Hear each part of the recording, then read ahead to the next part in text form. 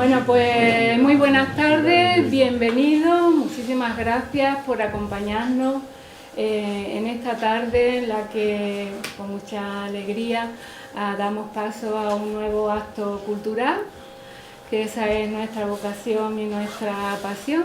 En este caso, nuestro amigo don Antonio Pérez Girón, quien va a presentar un libro de una temática que profunda, tanto como lo es el propio flamenco, cuyo mensaje es que siempre desde el arte, siempre, en este caso desde el cante, hay un grito reivindicativo, un grito de libertad y de justicia. Y eso no lo podemos olvidar, porque hemos estado, son otros momentos, pero relativamente recientes, y no podemos repetir los mismos errores. Si vemos la muestra que nos acompaña, que Antonio posteriormente nos explicará, pues veremos que hay momentos para el miedo, para el terror, ¿no? Cuando sencillamente un acto cultural como puede ser el teatro es pasado pues por la censura de callar las bocas, la censura de intentar manejar y la censura de la violencia, ¿no? En contra de esa libertad que todos tenemos de expresión. Y de eso se trata esta tarde, de que profundicemos y nos quedemos con el mensaje, con lo que nos grita la memoria histórica, para que no olvidemos y no volvamos a repetir los mismos errores. No queremos más dictadura, evidentemente, todos los que estamos aquí, y para ello tenemos que tomar buena nota de eso, de todo lo que los errores, como me vuelvo a repetir, de todas aquellas personas que han dado su vida, han dado la cara, se han expuesto precisamente para luchar por la justicia y la libertad. Así que contentas y contentos todos desde la Asociación Espacio Cultural Nueva 63 de albergar este momento sensible, un momento que es necesario también. Bueno, pues seguimos y le doy a paso a nuestra poeta Isema Carrión, con la que tuvimos el honor el año pasado al final de presentar su libro Te encenderé las estrellas, un acto también muy especial, donde la poesía, las emociones y la comunicación con todos los que estábamos y pudimos disfrutar de ella creó un ambiente muy especial y muy auténtico. Ella será ahora la que presentará a Antonio, devolviéndole. Que no me lo esperaba para nada. Se me ha evidenciado que le he hecho un poco encerrona, un poquito nada más. Se han comido al vuelo. Pero bueno, y Sema se ha dejado. Así que ella se va a encargar de leer una breve reseña de Antonio. Antonio, hay que resumir, y siendo así, su trayectoria literaria, personal, periodística es muy larga e interesante. Te doy paso, Isema. Muy bien, gracias. Antonio Pérez Girón nació en San Roque. Cuenta con una larga trayectoria como escritor. Más de 70 libros que abarcan la investigación histórica, el ensayo, la narrativa y la poesía, que constituye un intenso bagaje literario. Como activista cultural, ha comisariado exposiciones, ofrecido conferencias, prologado libros y dirigido programas culturales de distintos tipos, entre ellos seminarios de carácter universitario. Fue pionero en el campo de Gibraltar de los estudios de rescate de la memoria histórica, sacando a la luz la historia de la República, la guerra civil, la represión, la burguesía de izquierdas, el movimiento obrero, la masonería y la guerrilla. Asimismo, creó junto a Juan Gómez Macías la colección de libros de estudios históricos sanroqueños Albalate, de memorias Los Pasos Encontrados, de poesía Avalorios y de narrativa Paralelo 36. Como editor independiente, las colecciones Cuadernos del Sur y Los Cuadernos Perdidos. En el terreno literario lanzó el manifiesto Andalucía por una poesía del compromiso, plasmado en los poemarios Crónica Andaluza y Hablo de Andalucía, así como la novela La lluvia en verano. También recopiló una colección de artículos periodísticos bajo el título Escrito en Andalucía, Una señal en el cielo y Las mujeres de mi calle son sus 2 libros de relatos y La plaza de armas, su última novela memoria pendiente de presentación. En el periodismo se inició tempranamente, habiendo trabajado para diferentes medios andaluces, entre los últimos Europa Sur y Noticias Gibraltar.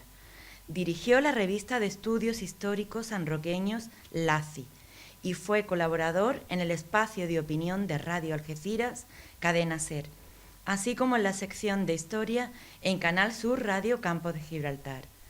Actualmente colabora con 4 Vientos Noticias y en la sección de opinión de La Voz del Sur. Cronista oficial de la ciudad, es miembro de la Junta Directiva de la Asociación de la Prensa del Campo de Gibraltar, de la demarcación del Colegio de Periodistas de Andalucía, así como de la sección de Literatura y Periodismo del Instituto de Estudios Campo-Gibraltareños. En 2024 fue elegido por votación popular con el galardón a la labor cultural de los 9º Premios Comarcales de Mancomunidad. Por último, en relación al mundo del flamenco, tiene publicado el libro de letras Donde habita la claridad y el drama escénico El alba es mañana, este último aún sin presentación pública. En el mismo terreno ideó la Bienal del Cante Grande Canela de San Roque. Y ahora, indagando en la historia desconocida de los flamencos comprometidos del franquismo y la transición, nos presenta el flamenco contra Franco.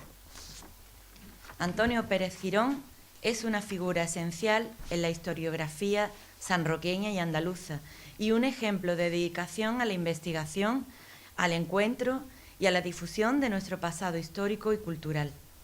Antonio, además, es una persona cercana, amable, generosa con sus saberes, así que encantada de tenerlo con nosotros. Y sin más, damos paso a Antonio con su charla conferencia para la presentación de su libro y explicación de la muestra documental que nos acompaña. Muchas gracias. Hoy podemos llamar orgulloso a nuestro flamenco patrimonio inmaterial de la humanidad. Ese flamenco tan nuestro no solo es un cante que expresa las emociones más profundas, el lamento o la resignación ante la realidad que toca vivir, sino es un cante que aúna la voz del pueblo y expresa su rechazo, que le hace volverse más vivos, y en este caso se trata de la revolución contra la dictadura. En lo poco que he podido indagar del flamenco como arte y cante protesta para entenderlo mejor, me viene a la memoria indiscutiblemente mi infancia y la pasión por el cante hondo de mi padre, Francisco Sánchez, conocido como Paco Requena. Era un amante del flamenco y en ese mismo espacio han sonado sin cesar los palos más profundos de este cante con su radiocassette de aquellos tiempos. Y ahora comprendo por qué me entristecía y me emocionaba escucharlo. Un recuerdo para él allí donde esté. Y ahora, para empezar, comenzaremos escuchando a José Meneses, uno de los muchos cantadores protesta, con un martinete escrito por Francisco Moreno Galván, ambos dos de la Puebla de Casalla, titulado El romance de Juan García. No era por miedo su llanto, porque llorando salió, lloraba porque dejaba lo que en su casa dejó.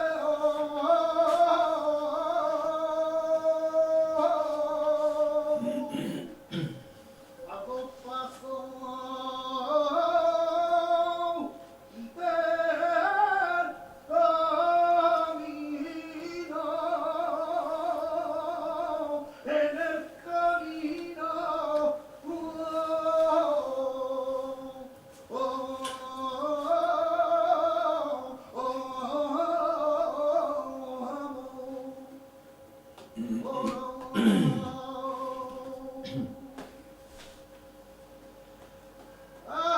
así murió Juan García.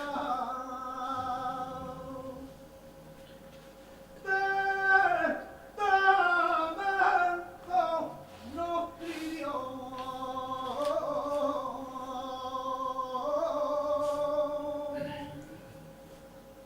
Así murió Juan García.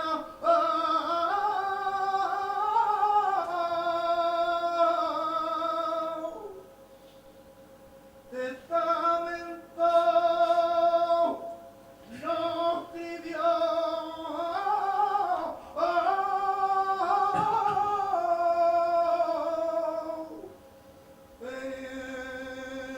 Pero lo que Juan dejaba, el pueblo lo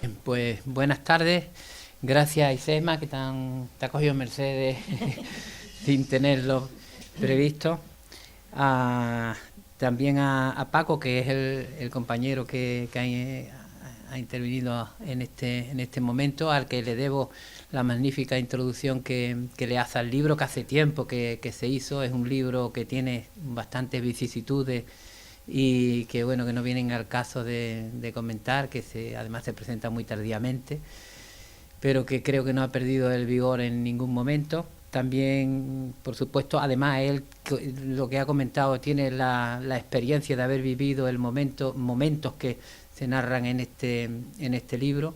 También quiero saludar a José Luis Moreno, que es el presidente de la sección de flamenco que nos acompaña, de flamenco del Instituto de Estudios Campos Gibraltareños, a la concejala de Biblioteca, Rocío, que siempre está atenta a todas las actividades culturales, y agradecer a Mercedes también. Es el San Roque desarrolla una actividad cultural muy amplia, pero ciertamente es muy relevante que existan asociaciones de base modestas que se muevan también paralelamente y hagan estas actividades culturales, y en este caso Nueva 63 es un ejemplo de ello, ¿no? Hace mucho presentábamos también el libro de Isema aquí, bueno, pues eso, que tenga vida, que tenga actividad.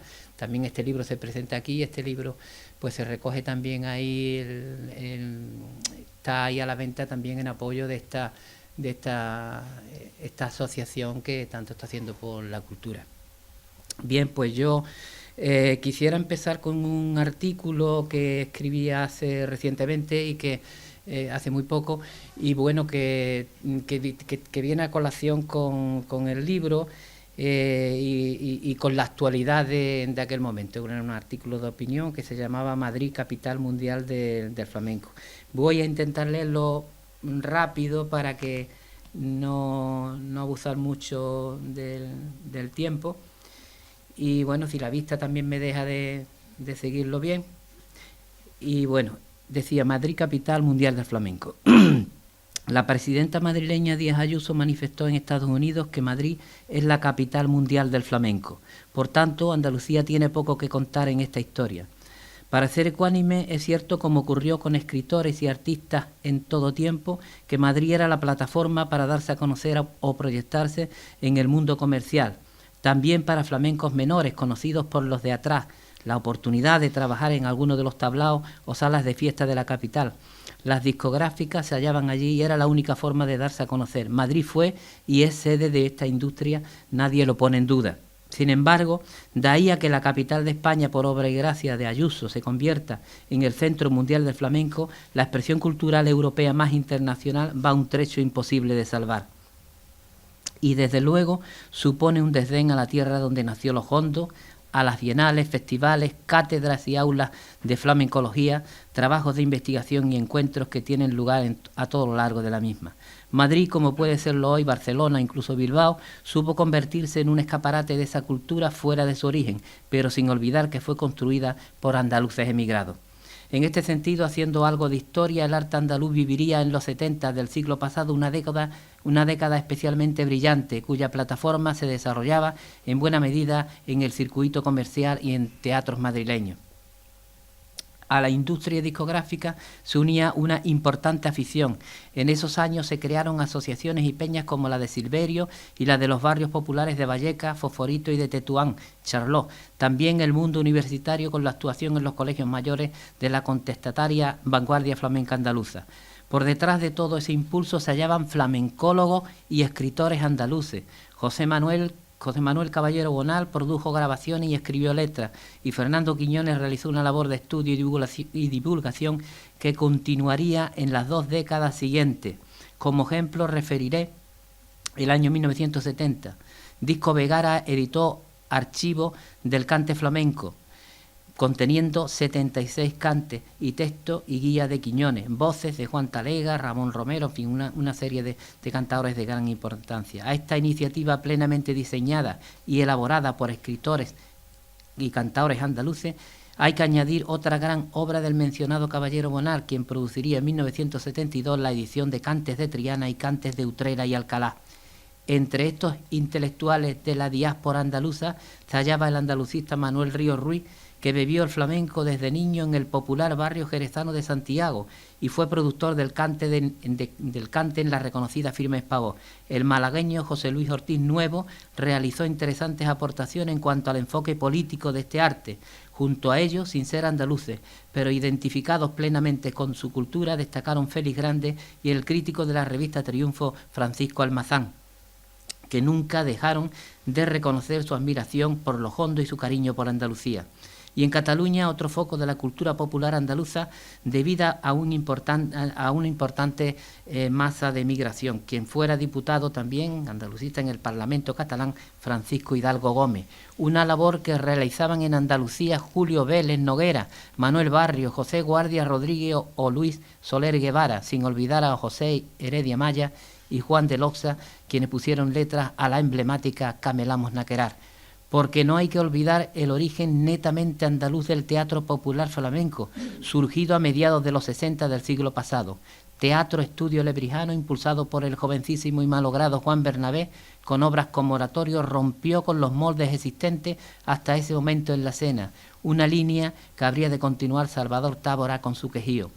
En el tiempo actual, el flamenco es reconocido y está presente en toda la geografía española y es registrado como patrimonio inmaterial de la humanidad.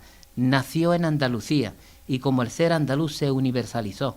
La presidenta madrileña o está mal asesorada o confunde el flamenco con el chotis. Y es cierto que el libro hace referencia, hace un recorrido por el flamenco contestatario de los años 70 del siglo pasado, los años del último franquismo y de la transición política. Bueno, pues trata de arrojar de alguna manera claridad sobre ese tema que bueno, creo que no es muy conocido, hay poco escrito. Hay un libro de Juan Pinilla que sale posteriormente a este, aunque realmente se presentó mucho antes, y se centra más en la época republicana, también muy interesante. Pero prácticamente había artículos sueltos nada más. Y bueno, pues frente a la utilización de la cultura andaluza de manera banal, con esos estereotipos que siempre nos colocan a los andaluces, de chacha, de personas de la limpieza, con toda la dignidad que eso supone, pero que siempre somos como cuando en las películas de Hollywood los negros eran los que siempre estaban sirviendo, llevaban las maletas en las estaciones de trenes. Pues hay una respuesta cultural que tiene su razón y que a lo mejor tenemos oportunidad de explicarla después. Y se utiliza el flamenco como un arma cultural en esa época especialmente complicada.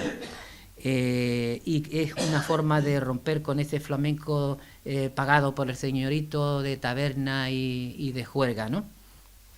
Y llevar el flamenco a los espacios intelectuales como la universidad, a través de los colegios mayores, como bien decía Paco, que él en esa época era estudiante en Madrid y lo conoce muy bien.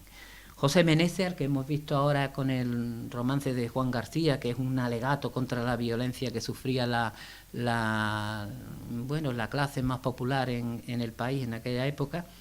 José Meneses, Manuel Gerena y Enrique Morente serán sus máximas expresiones en lo que al cante se refiere. Los tres sufrieron multas, prohibiciones y algunas detenciones también, pero no fueron los únicos, como después trataré también de mencionar. Y a ellos se une un grupo de intelectuales y letristas, que también, críticos también, como he citado en el artículo ese que había publicado. La pluma de Francisco Moreno Galván, al que se debe este romance, protagonizaron los momentos más reivindicativos y cantes de José Meneses. O José Heredia Maya, el único profesor universitario en aquel momento gitano que había en España, que escribió la obra Camelamos Naquerar, queremos hablar, o Juan de Loxa en Granada con Ceremonial, por ejemplo. También decía que hay el hito del teatro popular andaluz, que se ha prácticamente perdido, que era un teatro que pone en marcha Teatro Estudio Lebrijano y un muchacho muy joven de 20 y tantos años, Juan Bernabé, y luego a continuación, como decía, el teatro de la Cuadra, ¿no? En esa década prodigiosa del flamenco tuvo lugar también el 50 aniversario del concurso de Cantes Hondos de Granada, que fue en junio de 1922, que fue hecho por iniciativa de Manuel de Falla y el poeta Federico García Lorca. En esa fecha también, en la cresta de la ola, había dos cantaores de gran significación para la historia flamenca. Manolo Caracol, que había participado en el concurso del 22, por cierto, y que en 1973 fallecía en un accidente de tráfico. El cantaor había mantenido una viva polémica con Antonio Mairena, dividiendo la afición entre los defensores a ultranza de la ortodoxia flamenca, y se dio en llamar el mairenismo, y los aires más abiertos de Caracol. En ese panorama irrumpen con fuerza una serie de cantaores, una generación inédita. Camarón, Morente, estaban llamados a cubrir una nueva etapa, muchas veces criticados, ¿no? Pues Morente llegó a revolucionar el flamenco, ¿no? Ahí está el disco de Omega, o su participación extraordinaria en el Festival de Jazz de Vitoria.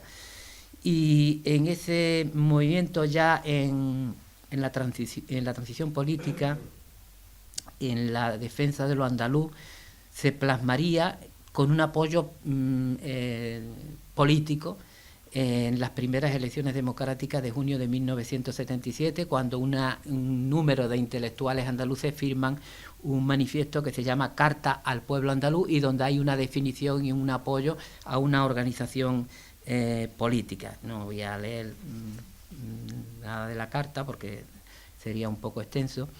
Ese apoyo ya se había hecho participativo con ocasión de la presentación del himno de Andalucía, desconocido hasta esa fecha, en Ronda, en donde actuaron cantadores como Enrique Morente, Curro Lucena y Miguel López, el guitarrista Jaime Burgo y el cantautor Carlos Cano. Quienes firmaron ese manifiesto al pueblo andaluz apoyaban al Partido Socialista de Andalucía, pedían el voto para el Partido Socialista de Andalucía, el que luego fue Partido Andalucista, y que era el partido que había recuperado el himno, había recuperado la bandera y demás. Y quienes firmaron el manifiesto fueron los cantaores, entre otros intelectuales, escritores, cineastas y demás: Enrique Morente, Miguel Vargas, Calixto Sánchez, Curro Lucena y Miguel López, los guitarristas Paco de Lucía y Jaime Burgo, y el flamencólogo y escritor Fernando Quiñones. Ya hay un apoyo explícito a una formación política en plena transición, ¿no? En una época muy complicada.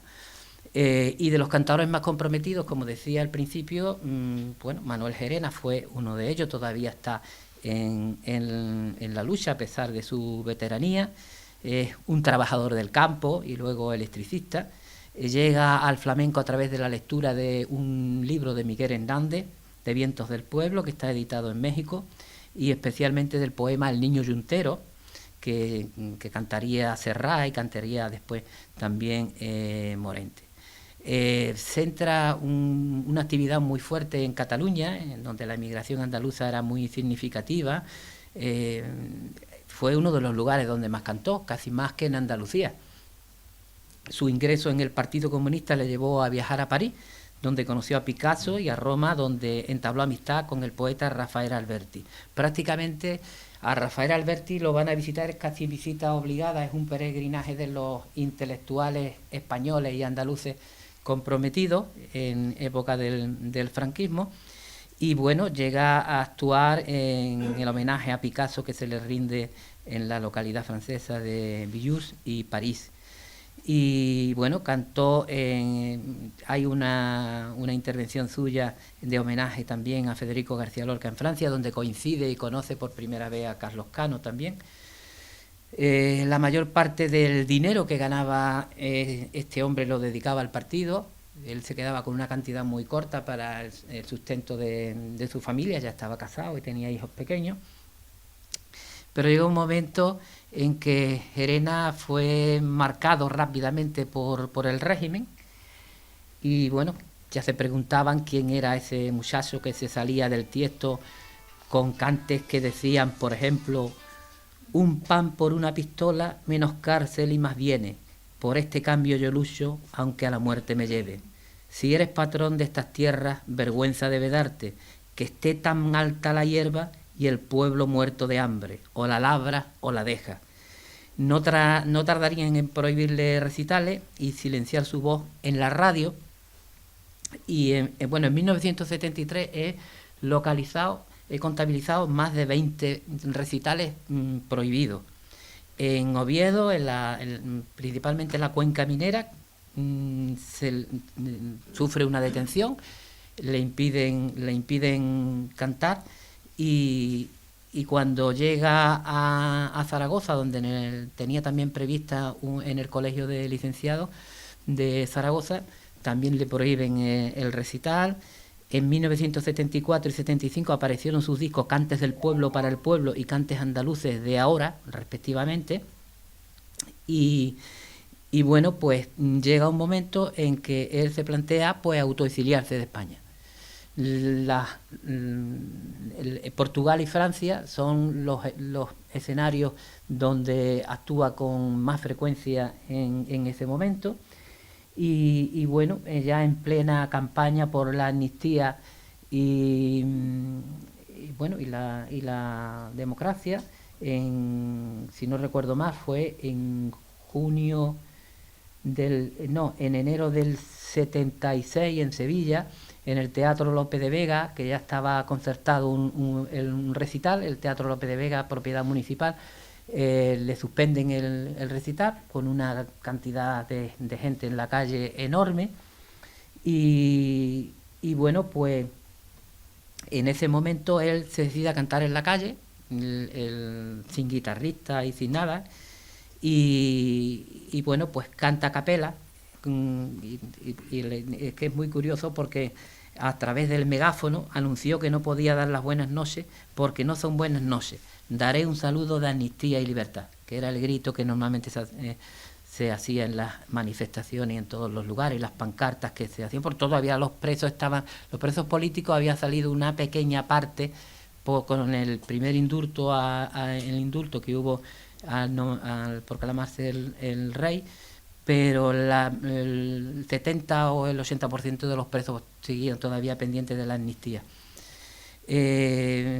Bueno, aquello fue horroroso porque intervino los antidisturbios, que cargaron contra la gente. Después se reagruparon un grupo al lado de la universidad, y hubo también sus más y sus menos, y a él pues se le espera al día siguiente que salga de su casa, y la policía lo detiene, lo multa con 250.000 pesetas, que es una cantidad muy elevada para la época, y lo imputan en el Tribunal de Orden Público, que el Tribunal de Orden Público, como sabéis, era el tribunal político que se encargaba de dirimir de condenar los actos políticos, que bueno, pues todo lo que el que echaba una hojilla, el que hacía una pintada, el que manifestaba algo contra el régimen, iba al Tribunal de Orden Público. Finalmente, bueno, pues hay una opción para él también, que es participar en los festivales donde hay otros activistas, otros cantadores, otros artistas, porque por ahí pasa él realmente más desapercibido, ¿no? Y bueno, un recital de los pueblos ibéricos que hubo en Madrid fue especialmente señero la actuación que él tuvo. Pasamos voy avanzando, el José Meneses, que hemos visto ahora también, que es de la Puebla de Cazallas, también el pueblo de Moreno Galván, que es el que le va a escribir las letras. Y bueno, pues también de una familia muy humilde, familia zapatero y jornalero. Él cantaba: mi padre y mi hermano Diego, zapateros como yo, y en casa del zapatero, descalcitos andamos todos. En los años 60 marcha a Madrid, que es la década que es cuando emigran prácticamente todos estos cantadores, y comienza a militar en el Partido Comunista en 1968. Conocen en el exilio de Roma al poeta Rafael Alberti, como decía, y a su esposa María Teresa León también. Le tenía mucho cariño Rafael Alberti a José Meneses. Le da una sorpresa a Meneses en uno de sus cumpleaños, y él le dedica un texto que he encontrado por ahí, que además se lo hace como Alberti escribía aquí cuando venían los cursos de verano en la servilleta del Don Benito, escribía las poesías, algunos versos, y además hacía su clásico dibujo de la paloma, ¿no? Algunos sanroqueños tienen por ahí esos dibujos. Escribió hacía abuelo pluma, tan solo penando sin saber que un día una voz que vino de lejos me consolaría, voz que cantaba los años oscuros, la fatiga de todos mis muertos entre cuatro muros, el arranque ciego, la sangre valiente, ese toro metido en las venas que tiene mi gente. En 1973 actúa en el Olimpia de París. No era una tontería actuar en el Olimpia en aquella época, porque allí no actuaba cualquiera, y que el flamenco fuese al Olimpia. Bueno, ellos habían conseguido que el flamenco rompiera ese estatus tan denigrante que tenía y que mencionaba al principio, y ser considerado tanto en los niveles culturales altos de España como de Europa. El hecho de la violencia contra el indefenso pueblo llano, que expresó aquí en esto que hemos visto, lo canta también contando una historia del Chato de la Patricia, conocido como el Chato el Esparraguero. Es un personaje real de la Puebla, que murió al recibir una paliza por parte de unos guardias, al ser sorprendido cogiendo aceituna, que antes de terminar la recogida, eso se llama rebusca. Y dice: mañanita de rebusco, topé de cara a la guardia, 2 lagrimitas de sangre a capalito quedaban. Y con gran maestría Francisco Moreno Galván, que era el letrista, era el que tuvo muchos problemas con la censura. El hermano de Francisco, Paco, tú lo tienes, José María Moreno Galván, fue también un gran crítico de teatro, de arte, principalmente de arte plástico, y tuvo también muchos problemas con el Tribunal de Orden Público. Decían algunas de las letras: las lindes del olivar son anchas para los dos muchos y estrechas para los dos nada. Yo creí que el sol salía a todo el mundo calentando, y ahora veo que le va dando, según la experiencia mía, a algunos calor todo el día y a muchos de cuando en cuando. Se crían muy disparejos los corderos de este aprisco, unos maman de 2 tetas y otros no dan ni un mordisco. Y como colofón a esa lucha, Meneses y Moreno Galván, aparecería ya en 1978 un disco fundamental que se llama Andalucía 40 años. Y finalmente Enrique Morente, un granadino, como sabéis, natural y criado en el Albaicín, Siendo adolescente emigró también a la capital de España para intentar abrirse camino. Estamos siempre en los años 60. Morente tiene la gran suerte de contactar con estudiantes aficionados al flamenco, gente progresista de los círculos universitarios, y actuando en 1969 por primera vez en el Colegio Mayor San Juan Evangelista. Cuando hablábamos de este libro precisamente en Algeciras, pues había allí un antiguo estudiante y se acordaba de esa actuación de Morente. Fue la primera vez que allí sonó la voz flamenca en directo y la primera vez que se cantó el poema de Miguel Hernández, El Niño Yuntero, porque El Niño Yuntero es verdad que lo graba Serrat, pero antes lo graba Morente y lo graba en México, porque aquí no pudo. En 1970, tras dedicar un recital en defensa de los dirigentes de comisiones obreras del proceso 1001, el proceso 1001 fue un proceso que condenó a unas penas muy altas de cárcel a toda la dirección de comisiones obreras, que las detuvieron en un convento de Madrid, y los condenaron a muerte, a largas penas de cárcel. En 1974 ofreció un recital en Ámsterdam cantando ante numerosos emigrantes andaluces de Jaén, que por primera vez tuvieron la oportunidad de escucharlo. Y después le pasó un caso muy curioso, pero muy grave para él, que es cantando en el Colegio San Juan Evangelista, el mismo día que fue asesinado el almirante Carrero Blanco, el presidente del gobierno, en el 73, pues cantó una letra, no sé si se le vino a él, cantó esa letra, ya tenía conocimiento de lo que había pasado, y cantó: pa' ese coche funeral yo no me quito el sombrero, pa' ese coche funeral, que la pena que la persona que va dentro me ha hecho a mí de pasar los más horribles tormentos. Acto seguido intervino la policía, porque era muy normal. Hoy, por ejemplo, en esa época tendríamos un delegado de la autoridad, un policía de paisano aquí sentado, para ver lo que se decía. Claro, es la diferencia entre un régimen totalitario y una democracia, ¿no?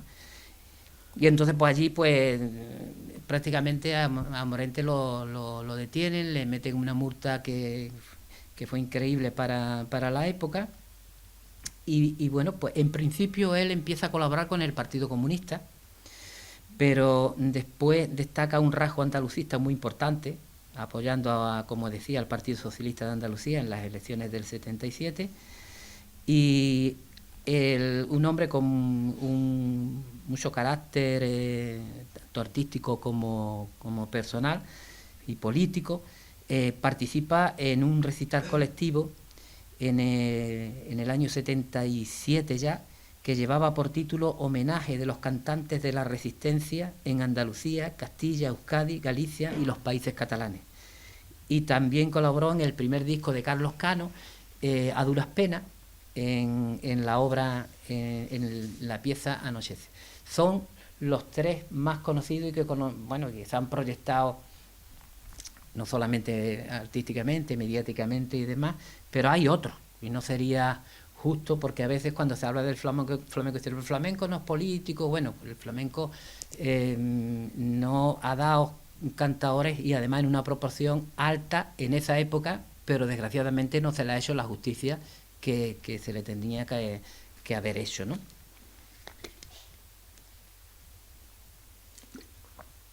Voy a citar algunos porque me parece de justicia. Miguel Vargas, Diego Clavel, uno de los cantadores surgidos a la sombra precisamente de Moreno Galván.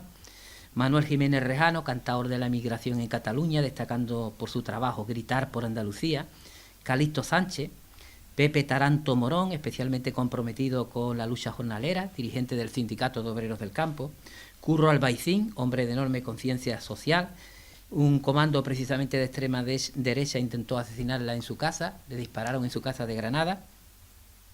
Chato de Utrera, cantador de la emigración en Cataluña, fue detenido por su pertenencia a las Juventudes Socialistas, siendo torturado en prisión. Manuel de Paula, de familia gitana y jornalera, su grabación de mayor denuncia fue el romance de Manuel Justicia. El Cabrero, cantador contestatario y en muchos aspectos ácratas. Antonio Gade, alicantino en este caso y de ideología comunista, primero militó en el bloque de Esquerra de Liberación y luego en el Partido Comunista de los Pueblos de España. Pepe Zuero, militante del PC, formó parte de los emblemáticos grupos de Teatro Lebrijano y La Cuadra. Su disco Andalucía, la que divierte, seguro que está en mente de más de uno, supuso todo un alegato contra la marginación del pueblo andaluz. La letra era de Salvador Tábora. Y bueno, creo que la recordaréis. Andalucía, la que divierte, grabado a fuego lleva un puñal, de yunques viejos que la dirigen y la enseñaron siempre a rezar.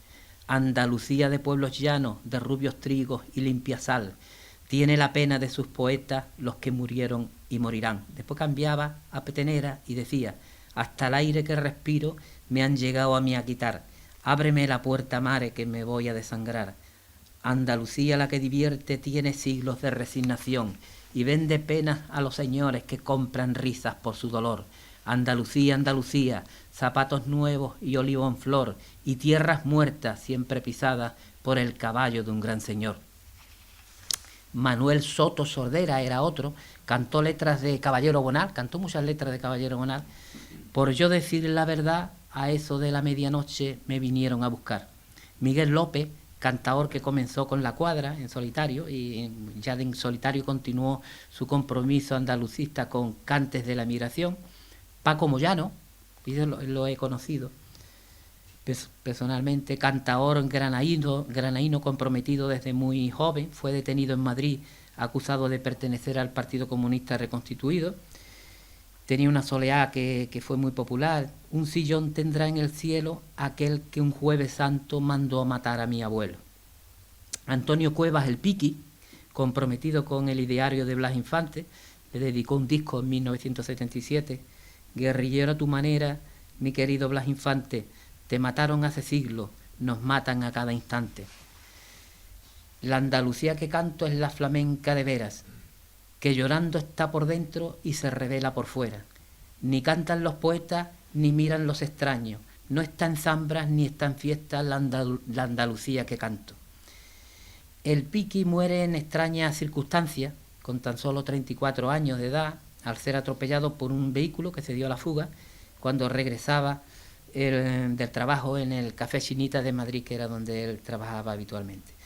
El Lebrijano, cantaor muy conocido y de éxito, uno de sus trabajos más conocidos fue el escrito por el poeta Félix Grande, Persecución, la historia marginal del pueblo gitano, una grabación de gran éxito que también es muy conocida, pasará a la historia del flamenco. Cercano al Partido Socialista, evitó acudir en todo momento al Palacio del Pardo cuando era invitado a determinadas fiestas, incluso llegó a presentar certificados médicos porque ya allí estaban mosqueados con él, de que estaba enfermo. Curro Lucena, que apoyó al Partido Socialista de Andalucía. Luis Marín, este es un caso que me llamó a mí mucho la atención, yo lo había escuchado pero no lo había investigado. Rondeño, de origen campesino, emigró a Madrid con su familia, mediados de los 60, se estableció en el marginal Pozo del Tío Raimundo, donde ejercía el jesuita José María Llanos, militante del PC, que había sido confesor de Franco precisamente, un hombre que evolucionó hacia ideas más progresistas por lo que significó toda la ideología aquella época de cristianos por el socialismo. Llanos le alentó a iniciar estudios universitarios y comenzó a estudiar en Madrid. Le dio residencia en la plaza de Castilla, que había una residencia de los jesuitas. Era una familia muy pobre. Marín se matriculó efectivamente en Derecho y Medicina y alternó con diversos trabajos. Tenía una gran pasión por el cante y una conciencia obrera bastante también muy definida. Militaba en la Organización Revolucionaria de Trabajadores, la ORT, y empezó a actuar en centros culturales de barrio, en peñas muy humildes también de barrio, y fue un hombre que sufrió muchas amenazas de la extrema derecha. Fue un hombre muy significado y cambiaba de domicilio donde dormir, diferentes pisos en Madrid, porque estaba muy amenazado, Y bueno, y en 1976 graba su primer disco, estaba muy contento, Cantata de Andalucía, que al poco fue prohibido en las emisoras y se detuvo la distribución. Se hallaba muy ilusionado cuando al año siguiente sacó su segunda obra, El anarquismo andaluz, sobre los sucesos de Casasvieja. El periodista López Barrio, veía una entrevista que él hacía en la revista Triunfo. El Triunfo era la revista faro de todos los demócratas de este país. También una revista muy castigada, porque la última suspensión la cerraron por 4 meses. Decía López Barrio: el cantaor es el producto de esas circunstancias de paro, penuria y marginación que han obligado a tantos andaluces a abandonar su país en busca de mejores horizontes. Poco le duró al cantaor esa alegría, porque cuando salía del cine en compañía de su novia fue atropellado, y un hecho que jamás fue aclarado, y murió. La verdad es que volcó su vida en defensa de los más desfavorecidos en tiempos muy difíciles, con letras tan reivindicativas: mañana cuando yo muera no me vengas a llorar, nunca estaré bajo tierra, soy viento de libertad. Y de un cantaor muy conocido como por ejemplo José Meneses, que grabó Bandera de Andalucía con letra de Caballero Bonal, a un modesto guitarrista sanroqueño, El Moreno, que militó en el Partido del Trabajo. Y un grupo, Gente del Pueblo, del Morón de la Frontera, que creó José María Carrillo, un albañil del sindicato de obreros del campo. El grupo fue voz contra la explotación del jornalero y la lucha por la democracia y la autonomía, luchó mucho. Nació en el año 75 en la órbita del Partido del Trabajo, y por primera vez las sevillanas se transformaron en letras de lucha y de reivindicación. Y finalmente Paco de Lucía, hijo de Algeciras y de esta comarca, que en 1977 apoyó a los andalucistas del PSA. En un programa de televisión, el popular Loco de la Colina, Jesús Quintero, preguntó al artista qué mano era más importante a la hora de tocar. Y este respondió textualmente: la izquierda es la que hace la música, es creativa, la izquierda es inteligente, la derecha es la que ejecuta. Aquellas palabras provocó la reacción de un grupo de ultraderecha que lo esperó en Madrid, y en plena Gran Vía pues fue agredido, le dieron una paliza. Y después está el teatro flamenco, que merece también que le dediquemos, aunque sea un momento muy breve.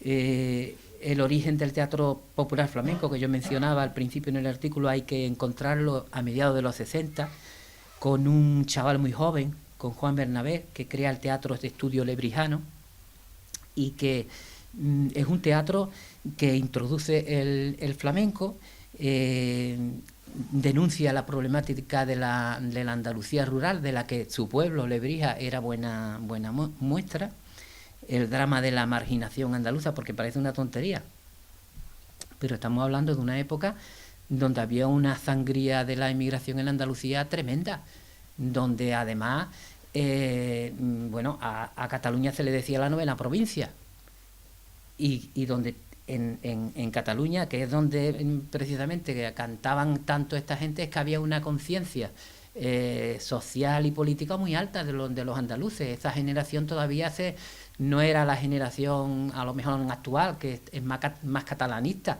Era hasta el punto de que el único partido andaluz de aquella época, el PSA, sacó 2 diputados en el Parlamento andaluz, y una de las digamos, agrupaciones más fuertes era la de Cataluña, precisamente. Y bueno, pues era un grupo que además actuaba a ras del público, con un acercamiento muy, muy directo, y estaba formado por trabajadores, por gente que trabajaba en el campo, que además leía muchísimo teatro. Así es como empezaron, leyendo, nada más que leyendo, leían el teatro ellos, no interpretaban ante el público. Una obra emblemática fue Oratorio, que la escribió Jiménez Romero, y bueno, pues cuando fue llevada a Madrid, porque se movía nada más que en Andalucía, en los pueblos de Andalucía, pues fue llevada a Madrid, aquello se ocasionó un problema en el teatro, porque hubo un grupo que entonces se llamaba de Guerrilleros de Cristo Rey que acordonó el teatro para que no entrara nadie. Y bueno, se lió la de Dios hasta el punto que a Juan Bernabé lo detuvieron y finalmente le echaron la culpa de todo lo que había pasado y lo multaron con 50.000 pesetas de la época.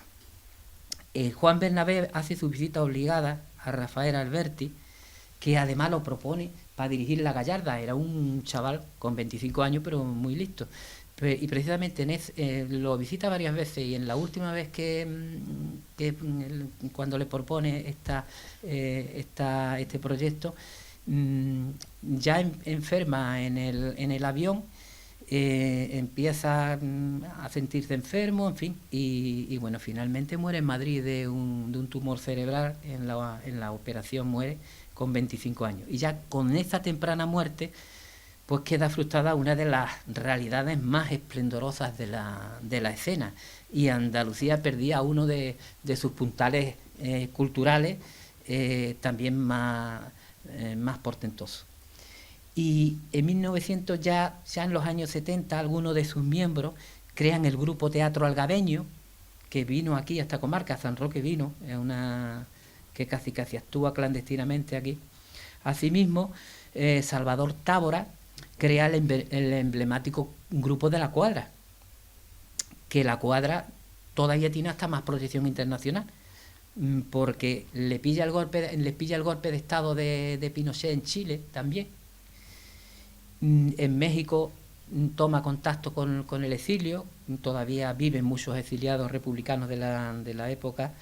En Portugal, al producirse la Revolución de los Claveles en 1974, la revolución que dio al traste con la larga dictadura portuguesa, prolonga su estancia y actúa en fábricas y en centros sociales, con obras como Quejío o Los Palos, que pasarán a la historia del teatro popular. Y es una pena, porque el teatro popular andaluz se ha ido perdiendo. Uno de los libros que todavía no he presentado es una obra precisamente en ese sentido del teatro popular andaluz, que lleva cantes y demás. Y en fin, yo acabo. Me parecía esto de justicia, ¿no? Decía, poner en valor a estos artistas del flamenco que contribuyeron en mayor o menor medida a dignificar la cultura andaluza a todos los niveles, a apostar por la lucha por la democracia, porque además se jugaron mucho, y bueno, pues que aunque parezca mentira, y se habla de los años 70, el tardofranquismo y transición, es que el régimen endureció la represión en la medida cuando se acercaba ya el declive del general Franco. Parece una tontería, y dicen, no, en aquella época se produjeron muchísimos hechos contra cualquier persona demócrata, liberal, moderado. No fue tan fácil como la gente se cree, y Andalucía la padeció de manera especial. Yo quería poner en valor la lucha de estos artistas, como también lo fueron de los estudiantes, de las asociaciones vecinales, de los periodistas, también los periodistas andaluces. Por ejemplo, el director del Correo de Andalucía, Federico Villagrán, lo detuvieron por una información que no le gustó a la censura. La Ilustración Regional, que fue una revista exclusivamente andaluza, que además estaba muy bien hecha, que era muy parecida a Triunfo, al final acabaron aburriéndola con tantas suspensiones y tantas multas. Granada Semanal, que era un semanario, una publicación, una revista que se hacía en Granada y la dirigía un periodista nicaragüense muy bueno, al final acaban expulsando del país al periodista y a hundir la revista por completo. Y Sol de España, muy cercana, fue cerrada durante 15 días también. Y bueno, pues en ese marco es como se movieron estos flamencos que yo he mencionado. Y solamente para finalizar, no es una cuestión baladí. ¿Por qué surge esto? Surge porque en esa época hay un movimiento andaluz muy importante a nivel cultural y además intelectual, que sin eso no se hubiese dado después lo que fue la autonomía, el 4 de diciembre, el 28 de febrero, no se hubiese dado si no se hubiese cimentado en un hecho que ha pasado muy desapercibido, pero es la presencia, igual que ocurrió en Cataluña con la nueva canción, ¿no? La nueva canción, o la nova canción en catalán, como sea, aquí surge también un movimiento que es la nueva canción andaluza, que está, de la que forma Carlos Cano, pero que no fue el único, porque tuvo hasta 10 cantautores, que, o sea, es un manifiesto, el manifiesto Canción del Sur, que equivale a lo que ocurrió en Cataluña, pero lo que pasa es que aquí no le damos importancia. Pero es que antes había un grupo, Agua Viva, que sacó, como cantan los poetas andaluces de ahora, que es la antesala del grupo Harcha, por ejemplo. Pero además surge otro movimiento que es el rock andaluz, que es único, con los grupos Medina Zahara, Caya, Alameda, Triana, Guadalquivir, y libros fundamentales que por primera vez empiezan a denunciar la situación de su desarrollo que tiene Andalucía y de colonialismo interior con respecto al eje que está que rige en el Estado, que es Madrid, Barcelona, Bilbao, y cómo se utiliza la materia prima andaluza y la mano de obra barata andaluza y la remesa de los inmigrantes andaluces, que es la mayor de todos los inmigrantes, para nutrir y desarrollar otras regiones y en detrimento de Andalucía. Y hay libros como Noticias de Andalucía, de Alfonso Carlos Comín, Andalucía Tercer Mundo, de Antonio Burgos, Bajo Guadalquivir o Tierra de Rastrojo, por ejemplo. Y además es que incluso en las artes plásticas se produce un movimiento que denuncia, que además hace sus obras de arte, las lleva a los barrios y a las fábricas y las muestran a los trabajadores como una denuncia del mundo jornalero en Andalucía, que se llamó Estampa Popular, y de la que formó parte, por ejemplo, el pintor José Ortega y Francisco Cuadrado, que bueno, que esta gente tuvieron varios años en la cárcel. Ya decía que, y cómo además, finalmente, hay una serie de intelectuales andaluces que aplican teorías políticas al flamenco, como por ejemplo fue José Luis Ortiz Nuevo, que tú lo conociste, Paco, que además lo detuvieron en un 1 de mayo en Madrid, que escribe Pensamiento Político en el Flamenco, que es un libro maravilloso.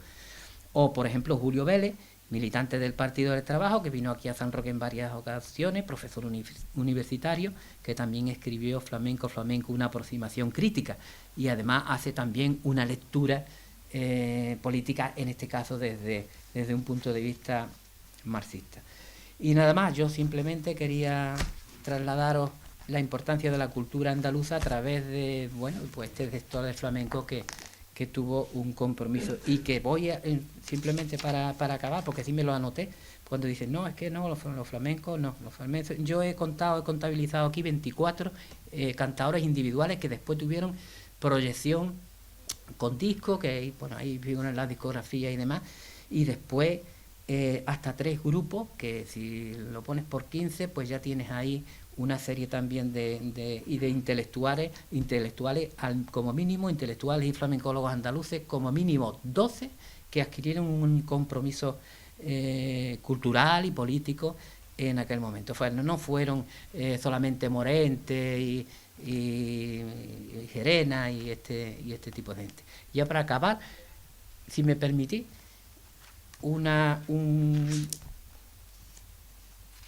porque es un fandango que yo la escribí, me atreví a escribirle a Gerena, que finalmente hasta tuve que rectificarlo a mano, porque claro, me rompía la métrica ese error de imprenta, y me rompía también el sentido del verso. Esa voz de lucha y pena que la noche no cayó, aunque suene hoy más serena, cargada está de razón. La voz de Manuel Gerena. Pues nada, pues muchas gracias.